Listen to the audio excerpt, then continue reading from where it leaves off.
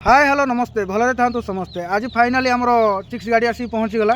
पाखापाखि 20 दिन विगत आमर अनुसंधान पर आज जा चिया गाड़ी आसिक पहुँचला एवं बर्तमान लॉक कटा हम फाइनाली एटा आमर लॉक भंगा जी कंपनी तरफ जी भाई आसते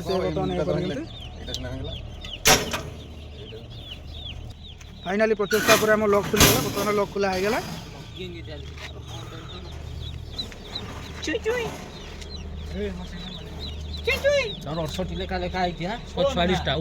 देखिपे ये हूँ आज जो चिया पड़ा पर दृश्य डे 1 बर्तमान आम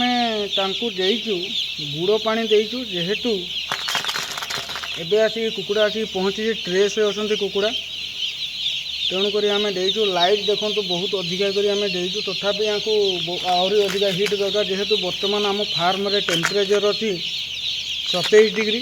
बाकी जेहेतु एटा रातिर टाइम तेणु आउ टिके अधिका तापमात्रा दरकार